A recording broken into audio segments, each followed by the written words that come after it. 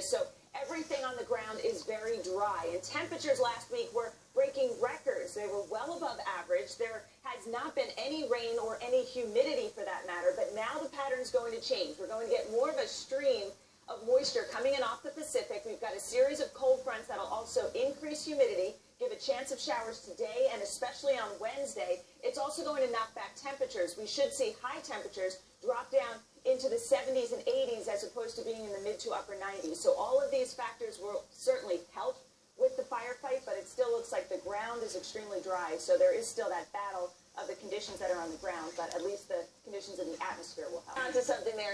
It is actually only in the 40s to start off the day in most of the Midwest. We're at 42 in Elkins, West Virginia. We are looking for temperatures to be on the cool side for one more day before the heat is going to build. It is actually going to feel very summer-like, especially as we go into tomorrow, into Wednesday and Thursday. We should top out in the mid-80s. So once again, getting about 10 to 15 degrees above average. That's what there's a chill in the air. The shirt feels good. Regular means wearing fur. Yeah, smells like fall. Almost fall. Chanel Jones is in for Natalie this morning. We're all busted, like I said.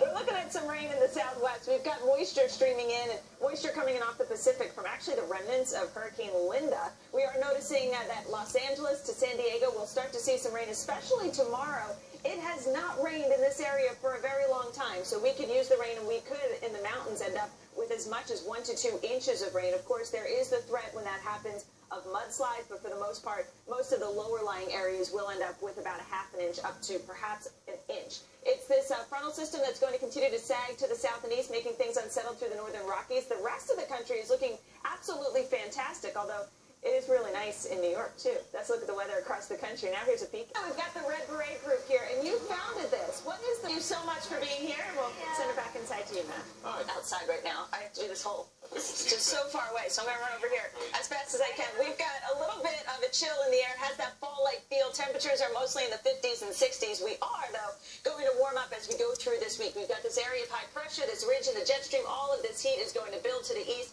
Temperatures for most of the plains, the Midwest, and into the Northeast will be back in the mid-80s by the time we get into Wednesday. Let's look at the weather across the...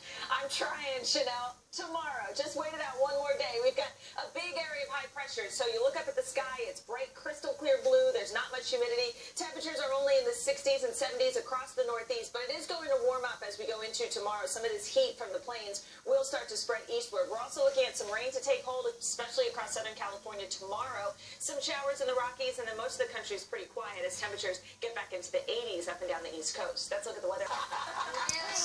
What about you're going to have this?